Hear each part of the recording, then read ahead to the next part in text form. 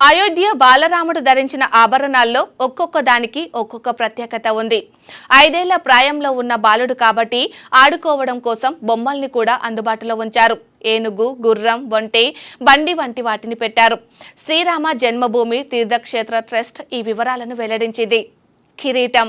బాలరాముడు ధరించిన బంగారు కిరీటంలో సూర్యదేవుని బొమ్మ ఉంది. ఈ కిరీటంలో వజ్రాలు, పచ్చరాలు, మరకత మాణిక్యాలను పొదిగారు. దీనిని ఉత్తర భారతదేశ సాంప్రదాయంలో తయారు చేశారు.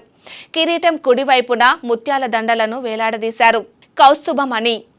బాలరాముని హృదయ భాగంలో ఉంచిన కౌస్తుభమణిని కెంపుళ్ళు, వజ్రాలతో అలంకరించారు. విష్ణుమూర్తి అవతారాలన్నిటిలోనూ ఇది కనిపిస్తోంది. విజయమాల. బాలరాముడు ధరించిన ఆభరణాల్లో ఇది చాలా పొడవైనది. కెంపుళ్ళు పొదిగిన ఈ హారం విజయానికి చిహ్నంగా నిలుస్తోంది. వైష్ణవ సాంప్రదాయ చిహ్నాలైన సుదర్శన చక్రం, కమలం, శంఖం, మంగళ కలశం దీనిలో ఉన్నాయి. ఘంటాభరణం. అర్ధచంద్రాకారంలో ఉన్న మరొక హారంలో అదృశ్యాన్ని సూచించే పూల డిజైన్లు ఉన్నాయి. మధ్య భాగంలో సూర్యదేవుని బొమ్మ ఉంది. ఈ హారాన్ని కంఠాభరణం అంటారు. నడుముకు అమర్చిన ఆభరణాల్లో వజ్రాలు, మరకత మాణిక్యాలు, కెంపుళ్లను పొదిగారు. వజ్రాలు, పచ్చరాలు, ముత్యాలను పొదిగిన పాదిక అనే హారాన్ని నాభి వద్ద అలంకరించారు. అదేవిధంగా భుజకీర్తులు, మండ గొలుసులు, ఉంగరాలను కూడా బాలరామునికి ధరింపజేశారు. బాలరాముని కాళ్లకు కడియాలు, కాలివేలకు చుట్లు పెట్టారు.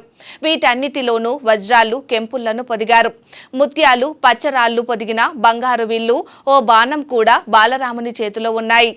వజ్రాలు, కెంపులతో వెండి, ఎరుపు రంగుల్లో నుదుటిపై తిలకాన్ని పెట్టారు. వాల్మీకి రామాయణం, ఆధ్యాత్మ రామాయణం, రామచరిత మానస్ వంటి గ్రంథాలను విస్తృతంగా అధ్యయనం చేసి ఈ ఆభరణాలను తయారు చేయించినట్లు ట్రస్ట్ వెల్లడించింది.